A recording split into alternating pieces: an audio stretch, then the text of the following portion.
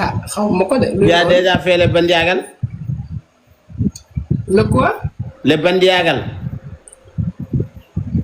Bendiagal. Ça veut quoi? Toi et moi dans la lit. Oh my God. Hein? Moi, je ne comprends rien du tout. Tu as compris. Réponds à mon question. Tu as déjà fait ou jamais? Jamais. Je connais rien, jamais. Tu n'as jamais fait ça? Preuve. C'est quoi preuve? Preuve? Preuve? Wow. Oui, preuve. Jugal. Kodab ma rey waay. Jugal. Ou bien tu es aveugle de la pied? C'est quoi aveugle de la pied?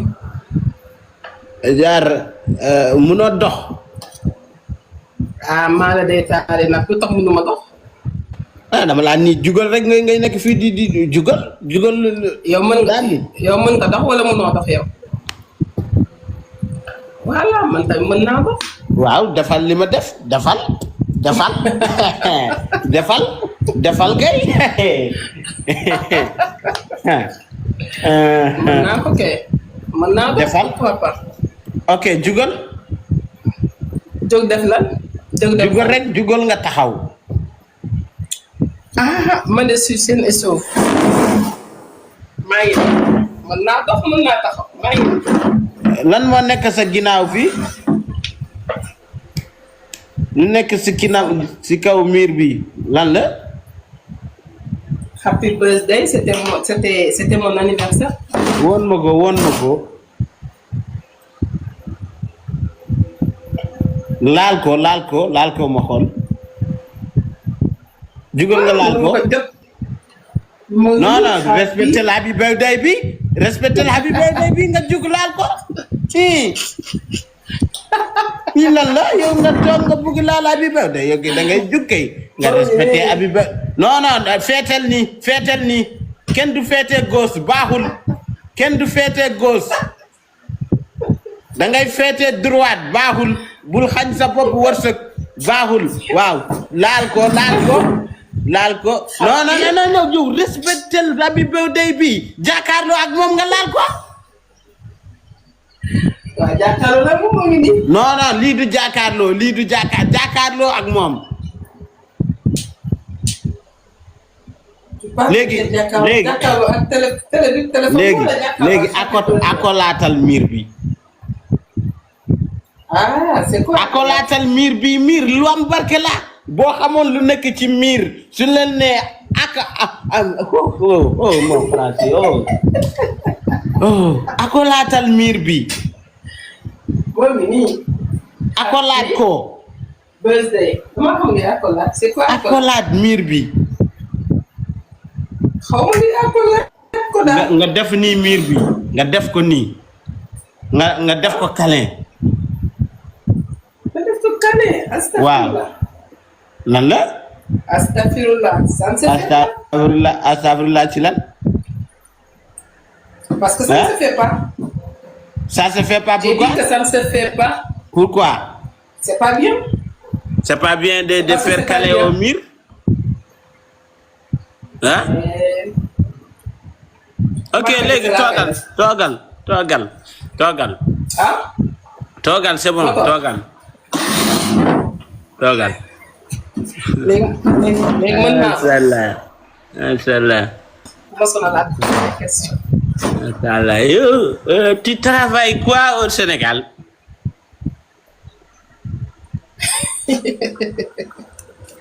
Man, je suis policière. Hein? Bah, tu as entendu ce que j'ai dit? J'ai dit que je suis policière.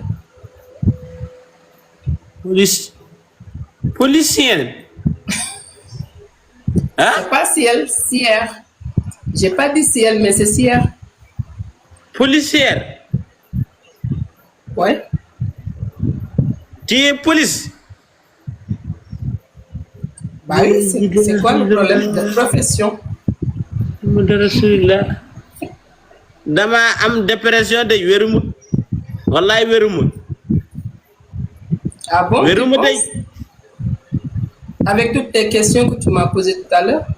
wallaay wéruma laajal samay abonné est-ce que man damaa wér man damaa musa wér man D'accord, preuve. ah D'accord, mais preuve comme man tu me l'as damay demandé toog tout di à l'heure. waxtaan ak sama bopp di toog bu fi yàgg di ree léegi man damay gis sax lu nit yi duñu gis wallaay damay gis lu kenn du gis ay jinne laay gis D'accord, ay mais- jinne Maintenant, tu me mets tes preuves ici. Tu mets tes preuves ici, là. man am naa ay Preuve. papier dof boo buggee ma indi la ko Comment xool? xaaral ma D'accord. indi la samay papier dof xaaral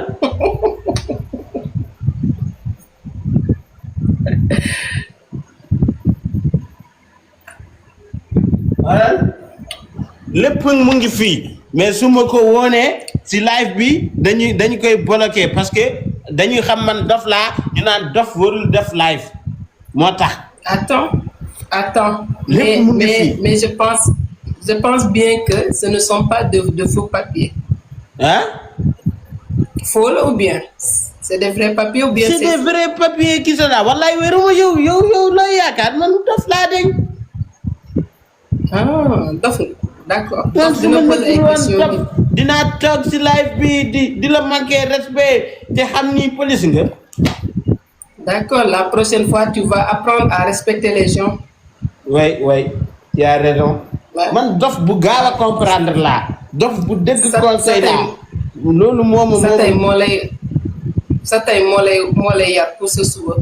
hein Je dis que sa tey moo lay yar pour ce suba. waaw wax nga dëgg mais bu ma tuutal nag bu ma tuutal dof laa mais Ah, déedéet. warul tax nga may tuutal Attends, n'oublie pas que tu parles à une policière. ah tu es une policier mais moi aussi je suis être humain comme toi même si tu es président ouais policier si tu es D'accord. policier ça te permet de me parler à n'importe quelle manière je te respecte Bah non, je te parle donne-moi pas- mon je te respect, je parle te pas donne de- le respect. Je te donne, et puis, je m'en fous. Il faut être commissaire. Je m'en fous. Moi, mon père, il est colonel. Ah bon? Oui. Que ça, voilà. Qu'est-ce que tu peux faire? Mintei. Hmm. Mintei. Ah bon? Mintei. Ma tei. D'accord. Wow. Maintenant, dis-moi, ma ne. Waaw. dama la bëgg a invité Sénégal. ñëwuma. ñëwal lekk yow tamit. doo ñëw. Ah, man dof laa. nar nga gàtt wërsëg. nar nga gàtt wërsëg de. Nga ni? ma ne nar nga gàtt wërsëg te ngaa ñëw. Lan moo may gàttal wërsëg? Ah, ku la wax ne daf invité naa la. Policier. ku la woo kay Policier. ku la woo su la waxul jox la. Policier Afrique lor léegi la ñu fi nekkee lor loolu lañu fi nekkee lor man bu dee sama wërsëg si sax loxo la nekk demal nga jox ko keneen suur naa waaw suur naa loolu rek yow ñëwal rek ngeen fi yow nekkee ñëwal rek. déedéet ñun duñu la kenn. yéen mais dañu bëgg a semer de l'ordre aussi. ngeen ni dañuy semer de l'ordre mais duñu lor kenn. tu sais il y a certains pays quand tu es en danger tu vois les policiers tu te sens en sécurité mais ici en Afrique quand tu es en sécurité et tu vois un policier tu te sens en danger directement Et le Sénégal en fait partie de ces pays-là. quoi Le Sénégal en fait partie bokk na ci pays yi nga xamante ne soo nekkee en des pays yoo xamante ne soo nekkee en danger dañuy ñëw pour secourir la pour protéger la. ñaata ay doomu sénégalais ñoo dee si ay loxo policier ñaata lañu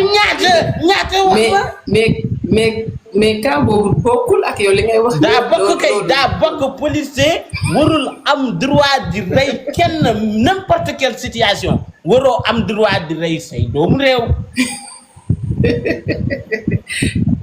kenn reyul sa doomu réew. Nous, on est des voisins. Moi, j'habite pas au Sénégal, mais je suis ici à Mauritanie. Je sais ce qui se passe là-bas et ce qui se passe ici. Raison pour laquelle je m'ai invité là pour nga ñëw fi xam fi. Man ak policier xarito man ma ñëw si policier xanaa ma ñëw dëjam. Astagfirullah, subhanallah. Man policier dëjam rek laay ñëw mais ma ñëw sa galle di causer ak yow non duma def lu mel noonu non. xanaa da nga mos a def dara ba ragal policier. musuma def dara. lu tax nga def lu tax nga ragal. man nit boo xam ni man nit laa boo xam ni. ku ma buggul. bugguma la man loolu laa mel. nekkal ki nga bëgg doonal soo ma bugguma la. waaw man nii laa nekkee man dof bu wér laa. man bu may dof lu waaye dofuma day. dama man dama am ay diplôme mais mënuma am liggéey lu tax mënuma am liggéey à cause de injustice.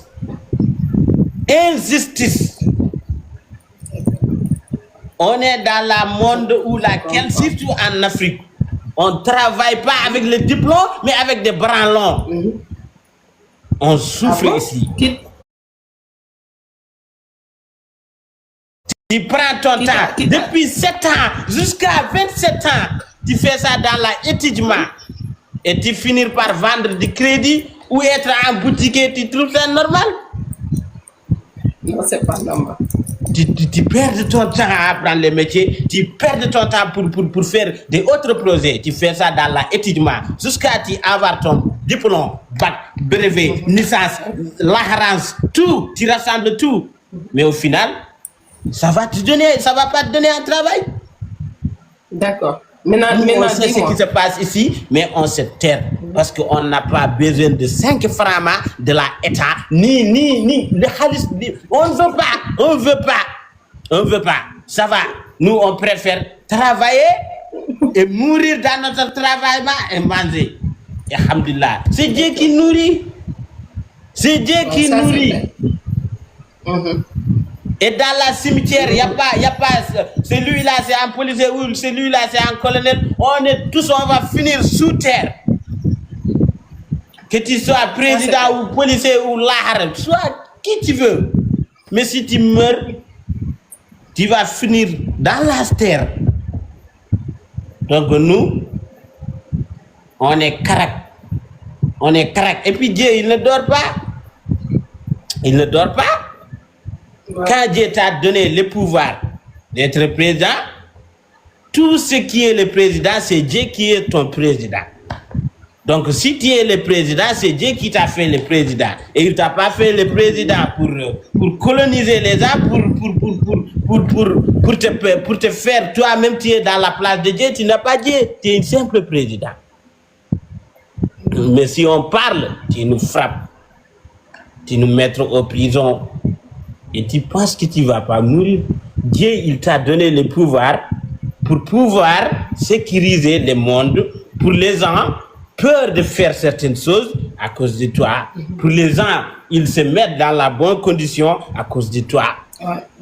Mais toi, par contre, tu crois que tu es le président pour que, voilà, toutes les personnes qui t'ont dit, président Iterma Wadi au prison. Président, on n'est pas content de toi, au prison. Est-ce que nous, on n'a pas le droit de parler? Bah si, on a le droit de parler. Et voilà, mais en Afrique, c'est au contraire, quand tu parles, tu es dans la merde. C'est pour cela on peut. Voilà. Ah bon, qui t'a dit ça? Bah c'est ce qu'on vit. C'est ce qu'on vit. Et toi, tu es policier. Ouais. Tu es policier, donc tu dois avoir la sécurité des gens. Tu dois protéger les gens. Voilà. Et si say borode tamit si loolu la ñu war a dox bu ñëpp doxee ci loolu problème du am. Mais ñëpp a ngi dox si loolu quand même parce que boo xoolee l'Afrique autrefois avec l'Afrique actuellement, il y a une grande différence quand même. C'est juste les enfants qui ont grandi. C'est les enfants qui ont grandi. Mais les mentalités qu'ils avaient les autres, ils ont toujours les mêmes mentalités. Toujours. Toujours. Ah bon? Oui. C'est ce on que est tu toujours penses? colonisé. Qu'est-ce qui a changé? On est toujours colonisé. On est toujours colonisé. Donc, si tu m'as dit Afrique a changé, ça va m'étonner. Qu'est-ce qui a changé ici? Ah, je sais pas. Rien n'a changé. Rien. Rien n'a changé. C'est ce que tu penses? Ici, chacun se battre pour son intérêt personnel. C'est ce qui est là. Moi, quand je sais qu'on n'est pas dans la paix, et je sais quand je dis on est dans la paix, je vais avoir ce que je veux. Par contre, mon frère, il ne va pas avoir ce qu'il veut, mais je m'en fous. Je pense qu'à moi. Et c'est là, c'est ce qu'on vit maintenant. C'est ce qu'on vit. Toi, tu vas être là, tu as tes diplômes, tu as tout, mais tu n'as pas de travail. Et quand tu dis ça, autre gars qui vient, qui a le même problème que toi, il prend le micro, il dit, ce que tu dis, c'est pas vrai. Pourquoi? Pour avoir l'argent qui vient au l'État. Alors lui-même, il sait qu'il est en train de mentir. Et maintenant, les gens, ils sont fous. L'argent, si l'argent vient, il n'y a pas de souci, même si tu dois mentir pour avoir l'argent, on en est capable. Donc, c'est ça.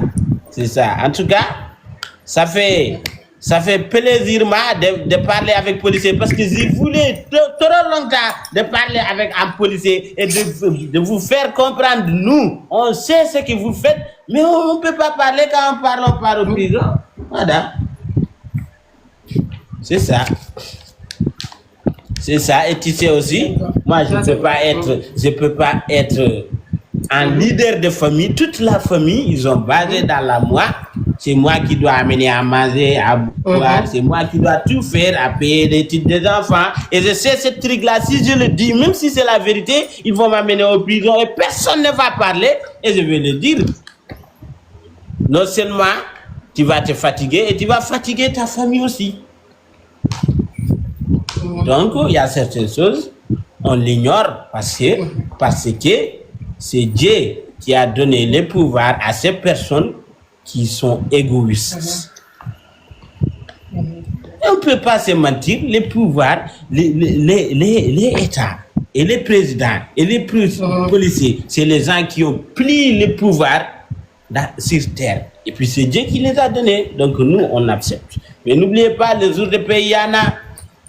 Yomil akhira. Ñun ñep ñoy jugando. Ñun ñep ñoy jugando. Amul kenn ku ci sol yéré. Ñun ñepay dem. Bobu ngeen xamni kan moy président ak kan moy président lu. Bokul. Président kenn la. Kenn la. Deug la. Bobu ñun ñepay yam ranger. Ñep. Lool mom deug la. Man jangana alquran de jangana alquran jangana école man presque on finit pas le Coran mais quand même j'ai appris beaucoup de choses. J'ai appris beaucoup de choses sur le Coran et je peux aussi traduire et c'est ce qui est l'essentiel. Quand tu apprends quelque chose, tu dois savoir ce que tu apprends là. Qu'est-ce que ça signifie? D'accord. Est-ce que mën nga ñu wax tout? Est-ce que mën nga ñu may tout ci li nga jàng nga léralal ñu lu mu téki? Tu sais, là où je suis,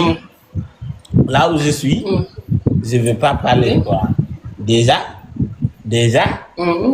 c'est pas le moment. Et on doit respecter le Coran. Et toi, tu es là déjà. Tu es Imran Mor Kilfa, tu n'as même pas mis quelque chose sur ta tête. Et tu sais, ça, c'est pas évident. Mais l'autre, je n'aime pas ça.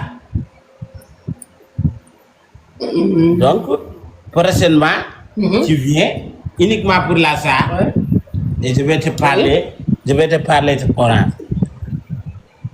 D'accord, léegi parlons d'autres choses. yow policier nga wax naa la li ma la bëggoon wax demal man damay jël keneen mu dem saluer les voisins. waaw. D'accord, léegi dis-moi avant que man je parte lan mooy saluer le voisin d'abord. c'est pas important la ma rek defal. Bah pour moi c'est très important parce que man je ne connais pas. samay bërëb yi xam nañ. D'accord mais man waxal ma parce que man xamuma. saluer les voisins mooy nga dem nuyu say dëkkandoo ou bien dëkkandoo xaw ma nu ko waxee dëkkandoo voilà loolu la. D'accord mooy saluer les voisins. Mais man j'ai pas de voisin. Man j'ai pas de voisin malheureusement. T'as pas de voisin? Tu habites tout seul? Ouais. Et pourquoi tu n'es pas marié? Je peux savoir pourquoi tu n'es pas marié. Hein? Encore des questions venant de toi? Pourquoi tu n'es pas marié? J'ai dit Pourquoi tu n'es pas marié? Man damaa gisagul ku baax. Dangaa gisagul ku baax. Waaw parce que baax dafa jafe jamono ji ñu toll. Est-ce que ku baax dañuy bind ci kanam ci ku baax la? Ah déedéet. yow lan ngay xamee ku baax ak ku bon? nan ngay xamee ku baax ak ku bon? Ah naka lañ koy xamee? waaw. boo nekkee nit kay war ngaa mën a xam kii ku baax la wala ku bon la. mais bu la takkul nan ngay nekkee ak moom ba nga xam ko. non dépendre si mu takk la même bu la takkagule le temps que ngeen nekk yéen ñaar. mais man su ma nekkee ak yow li ma bëgg man nga xam ko si man loolu ngay xam si man même bu dee am naa beneen jikko su ma bëggul nga xam ko doo ko xam. loolu c'est vrai loolu dëgg la. nit kenn mais nag y a une autre manière. nit moo gën a lëndëm. nit moo gën a lëndëm si minuit. même minuit nit moo ko gën a lëndëm. c'est vrai mais tamit mën nga am say stratégie de kii yoo xamante ne da nga koy def pour xam sa nit. stratégie yooyu ngay teg 100% li nga wax moo ci nekk. stratégie yooyu ngay teg. fekk moom teg dina say stratégie ba teg ay stratégie am boo tegee sa stratégie du am place moo tax munoo ko xam ba dee surtout góor. waaw surtout yéen. non man dama ni góor. xam nga am na ay góor man góor laa. Quelle est la différence? Entre góor et góor. waaw góor mooy góor bu féminin maanaam buy def ay jikkoy jigéen di xuloo ak jigéen di dóor jigéen di def di daaga sante ak jigéen di def di n'importe quoi ak jigéen loolu mooy góor simple mais góor mooy góor bi xam ni di tongo quoi di tongo. waaw boo nekkee jigéen ci nekkee foofu di wax di xuloo moom day noppi du wax dara yokk ci di tongoo parce que góoru léegi dañuy tongoo rek defante la ñuy def. loolu du góor loolu góor la góor. voilà waaw moo tax ma ne la yokk ci boobu noonu. man si laa bokk. ah j'ai pas dit que si nga bokk dama ne maanaam ci catégorie góor boobu noonu da nga def ñaari catégorie góor ma ne la nga yokk ko ci boobu noonu. ma yokk kan. waaw maanaam nga yokk tongo. man mënuma olof bu baax parle français tu veux dire quoi par là? Hein? Qu'est-ce que tu veux dire par là? xamoo tongo. Le fait de ne pas parler à une personne, le fait d'abandonner une personne sans lui parler, sans lui adresser la parole. Ok, waaw. way comprendre waaw góor buy góor buy voilà buy jàpp